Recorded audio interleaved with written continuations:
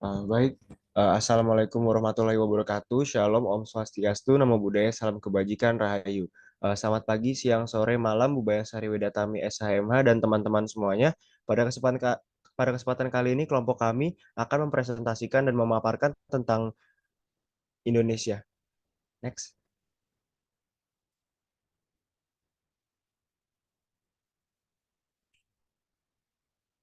Boleh di next. Anggota kelompok kami terdiri dari Almira Koranto Aini, Rizka Winaya, M. Noval Hafiz Putra, Vera Manisha, Noval Hisham, Nicholas Christian Daril, Ananda Putra Puji Pradana, dan Nendra Arya Satya, Muhammad Haryadi, dan Bima Wahyu Aji. Eh, Pemaparan pada PowerPoint kita pada kesempatan kali ini terdiri dari yang pertama yaitu bentuk negara, yang kedua bentuk pemerintahan, yang ketiga ada sistem pemerintahan, yang keempat ada pembagian kekuasaan, kelima adalah sistem.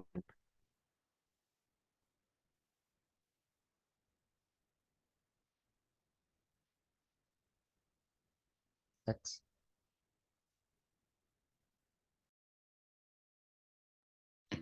Oke, jadi bentuk negara yang dianut Indonesia sejak proklamasi kemerdekaan adalah negara kesatuan. Negara kesatuan merupakan bentuk negara yang sifatnya tunggal dan tidak tersusun dari beberapa negara yang memiliki kedaulatan, tidak terbagi, dan kewenangannya berada pada pemerintah pusat. Boleh next. Contoh negara kesatuan Indonesia, Filipina, Korea Selatan, Kamboja, dan Jepang. Bentuk negara Indonesia. Aduh, ulang deh.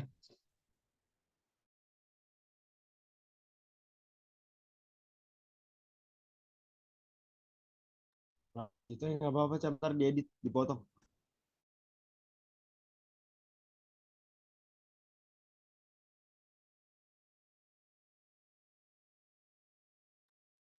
Bentuk negara Indonesia adalah negara kesatuan yang sesuai dengan Undang-Undang Negara Republik Indonesia tahun 1945 pasal 1 ayat 1 yang berbunyi negara Indonesia ialah negara kesatuan yang berbentuk republik.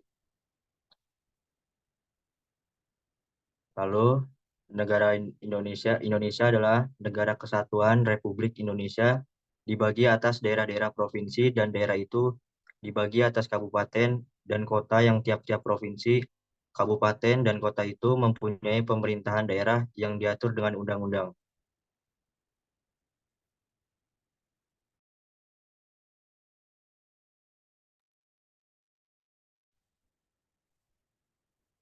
Bentuk pemerintahan. Bisa next slide. Berdasar pasal 1 ayat 1 UUD 1945, negara Indonesia adalah kesatuan-kesatuan yang berbentuk republik.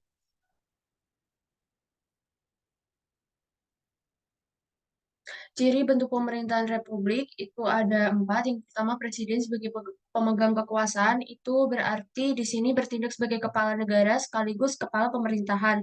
Meskipun kekuasaan tersebut terkesan luas, tapi masih dalam batasan konstitusi, sehingga ada pengawasan yang efektif dari lembaga parlemen. Yang kedua, kekuasaan tidak bisa diwariskan. Itu berarti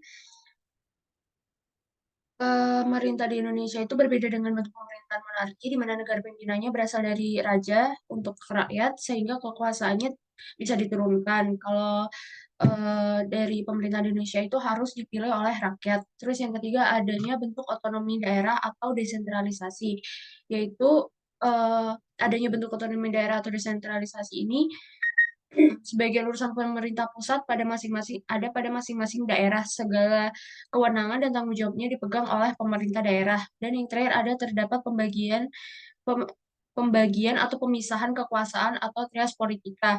Nah, trias politika ini itu ada legislatif, yaitu lembaga yang berkuasa membuat atau merumuskan undang-undang, dilakukan oleh DPR, MPR, dan DPD. Ada eksekutif, lembaga yang berperan menjalankan undang-undang, dijalankan oleh presiden, wakil presiden, dan para menteri untuk membantu presiden dalam menjalankan tugas negara.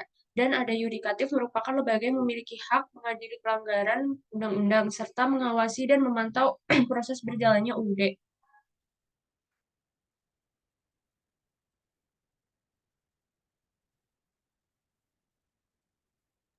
Baik, berikutnya saya akan jelaskan tentang kelebihan dan kekurangan dari bentuk pemerintahan di Indonesia. Yang pertama ada kelebihan. Adanya pengawasan dari parlemen terhadap para pemimpin negara sehingga mewakili rakyat dalam kinerja sang presiden. Kemudian rakyat memiliki wadah untuk menyampaikan aspirasi melalui ajang pemilu serta wakil rakyat di kementerian. Yang kedua ada kekurangan dari bentuk pemerintahan di Indonesia. Dikhawatirkan saat presiden menggunakan hak prerogatif untuk eksekutif memunculkan masalah baru. Hak prerogatif yaitu hak istimewa untuk mengangkat dan memberhentikan menteri-menteri yang memimpin departemen dan non-departemen. Bila terjadi konflik antara eksekutif dan legislatif, bisa melahirkan keputusan yang dianggap kurang tegas. Apalagi melihat keputusan kepala negara tak bisa diganggu-gugat.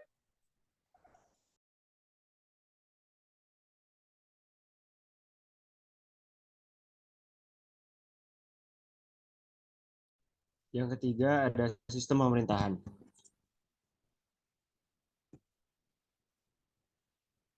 Sistem pemerintahan adalah cara pemerintah dalam mengatur semua yang berkaitan dengan pemerintah. Sistem ini berfungsi untuk menjaga kestabilan pemerintahan, politik, pertahanan, ekonomi, dan lain-lain.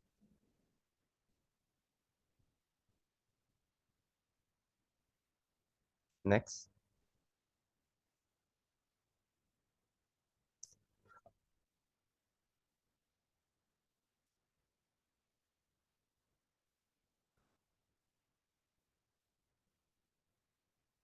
Macam-macam sistem pemerintahan. Yang pertama ada sistem pemerintahan presidensial. Merupakan sistem pemerintahan di mana kepala pemerintahan dipegang oleh presiden dan pemerintah tidak bertanggung jawab kepada parlemen atau legislatif.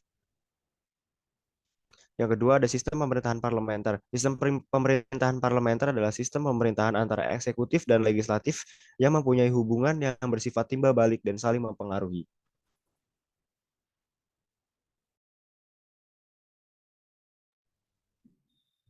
Kelebihan dari sistem pemerintahan Indonesia yang pertama itu presiden dan menteri selama masa jabatannya itu tidak dapat dijatuhkan DPR.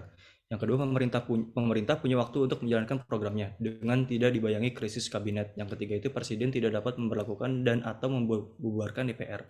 Nah, kelemahan sistem pemerintahan Indonesia yang pertama itu ada kecenderungan terlalu kuat otoritas dan konsentrasi kekuasaan di tangan presiden. Yang kedua sering terjadinya pergantian para pejabat karena adanya hak prerogatif presiden.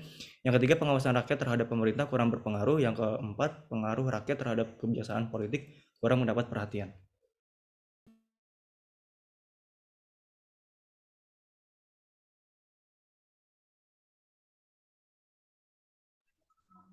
Selanjutnya pembagian kekuasaan. Indonesia adalah negara hukum dan dalam menjalankan kehidupannya diperlukan pembagian kekuasaan sehingga memiliki tugas masing-masing. Tujuan adanya pemisahan kekuasaan ini adalah agar setiap organ negara memegang kekuasaan yang dipegang oleh orang yang tepat. Melalui kerjasama, maka mekanisme pembagian kekuasaan dapat dilaksanakan di Indonesia dengan baik sehingga memberikan fungsi yang lebih baik.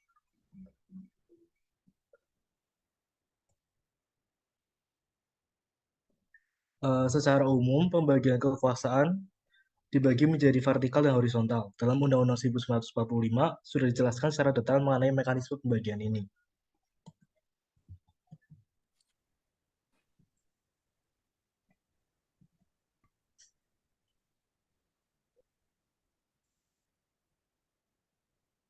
Mekanisme pembagian kekuasaan secara horizontal.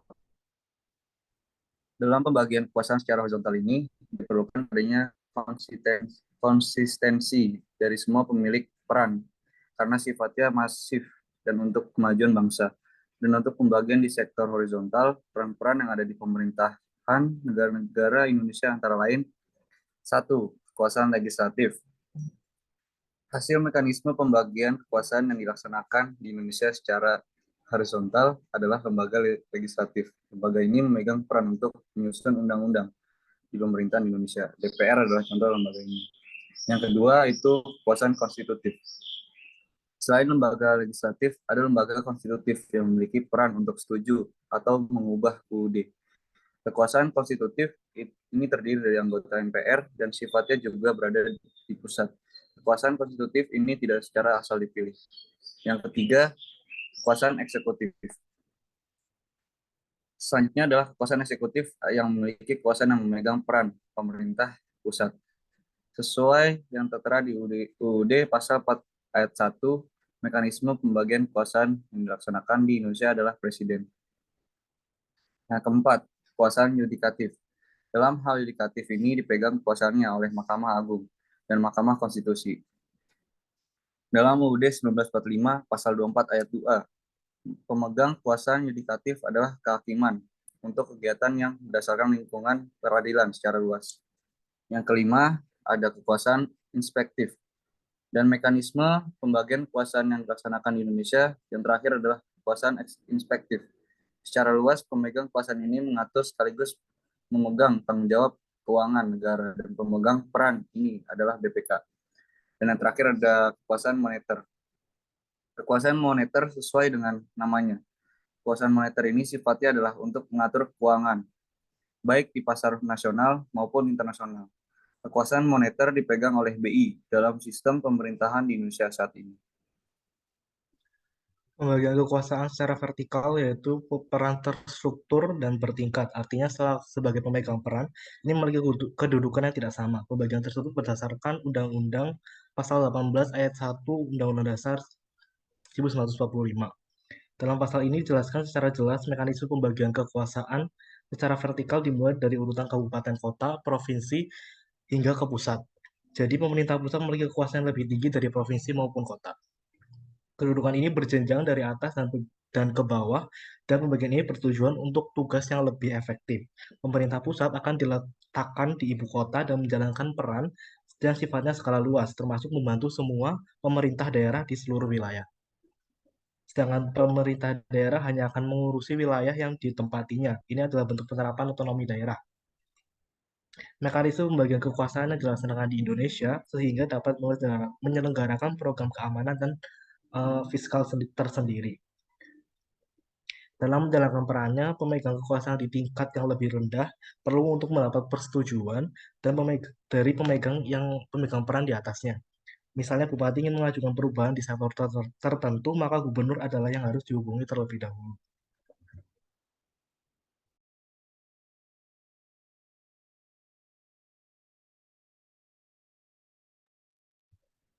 Sorry guys, ini nggak bisa kenapa ya?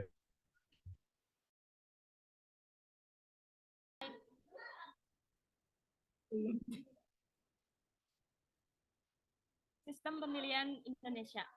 Sistem pemilihan yang berlaku di Indonesia ialah sistem proporsional. Sistem proporsional sendiri dibagi menjadi dua, yaitu sistem proporsional terbuka dan tertutup, di mana sistem yang terbuka adalah sistem yang memungkinkan pemilih untuk turut serta dalam proses penentuan urutan calon partai yang akan dipilih. Sedangkan sistem berlawanannya, yaitu sistem proporsional tertutup, adalah sistem yang hanya mengizinkan anggota partai yang aktif, pejabat partai atau konsultan dalam menentukan urutan calon dan sama sekali tidak memberikan kesempatan kepada pemilih untuk mengaruhi posisi calon. Jadi karena Indonesia menganut sistem proporsional terbuka, maka pemilu tidak dilakukan langsung memilih calon yang akan didukung, melainkan para calon ditentukan berdasarkan nomor urut calon-calon dari masing-masing partai politik. Para pemilih memilih tanda atau lambang suatu partai politik. Perhitungan suara untuk menentukan jumlah kursi masing-masing parpol ditentukan melalui penjumlahan suara secara nasional maupun daerah. Masing-masing daerah diberi jatah kursi berdasarkan jumlah penduduk dan kepadatan penduduk di daerah yang bersangkutan. Next. Yang berikutnya ada asas pemilihan umum. Asas-asas pemilihan umum di Indonesia yaitu ada luber jurdil, yaitu langsung, umum, bebas, rahasia, jujur, dan juga adil. Langsung di sini yaitu rakyat sebagai pemilih mempunyai hak untuk memberikan suaranya secara langsung sesuai dengan kehendak hati nuraninya tanpa perantara.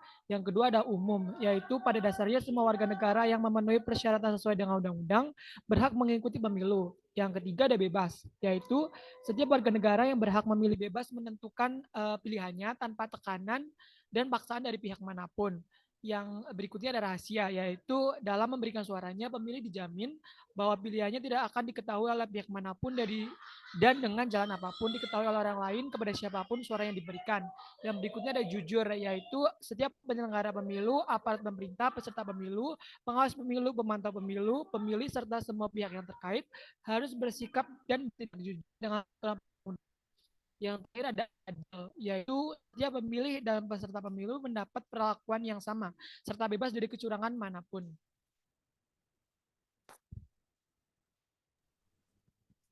Oke, baik. Dari paparan di atas dapat kita simpulkan bahwa Indonesia memiliki bentuk negara kesatuan dengan bentuk pemerintahan republik. Dan sistem pemerintahan yang dianut oleh negara Indonesia adalah presidensial. Pembagian kekuasaan Indonesia terbagi menjadi dua, yaitu vertikal dan secara horizontal. Lalu untuk sistem pemilihannya yaitu sistem menggunakan sistem proporsional atau lu berjudul tadi. Sekian pemaparan dari kelompok kami, kurang lebihnya mohon maaf. Terima kasih.